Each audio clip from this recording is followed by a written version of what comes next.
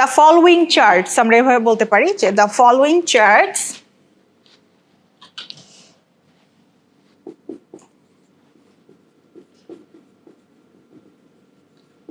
যেহেতু দুইটা আছে এজন্য চার্টস, যদি একটা থাকতো তাহলে চার্ট আসতো। আচ্ছা এখানে দেখেন, এখানে বলতেছে শো, এই শোটাকে আমাদের চেঞ্জ করতে হবে, মানে কি আমরা প্যারাফ্রেজ করব, আমরা সিনোনিম ইউজ করব।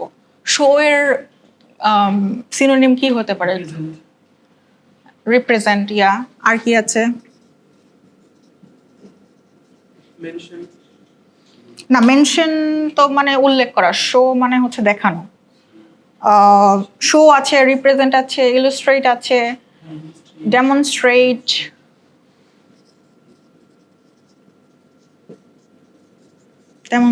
ওকে।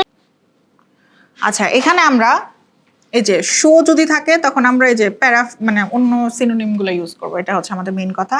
এখানে দেখেন যেহেতু এখানে চার্টস বলেছে এজন্য আমরা হচ্ছে রিপ্রেজেন্ট হবে, এটার সাথে রেস লাগাবো না। আর যদি বলতো যে চার্ট, তাহলে আমরা হচ্ছে রিপ্রেজেন্টস অর ইলাস্ট্রেটস, ওই যে থার্ড পারসন সিঙ্গুলার নাম্বারের জন্য। সো এটা আমরা অনেকেই ভুল করি আমাদের প্যারাফ্রেজিং এর জন্য সময়। সো এটা আমি একটু মেনশন করে দিলাম।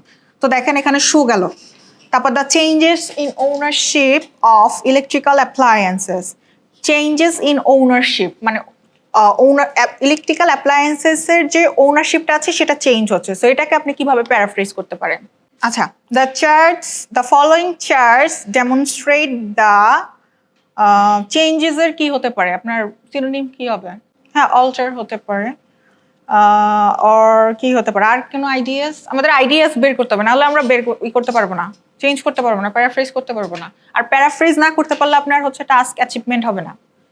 আপনার ফার্স্টেই দেখবে আপনি প্যারাফ্রেজ কতটুকু করতে পেরেছেন, ওটার উপরেই তারপরে নিচে যাবে যে সরি ফ্রম 19 টু, এখানে কত আছে? 19, 20 টু 19, 100 ইয়ার্স, ওভার 100 ইয়ার হতে পারে আমরা যদি চেঞ্জ করি, over 100 year, or for 99 years, এভাবে আমরা চেঞ্জ করে দিব।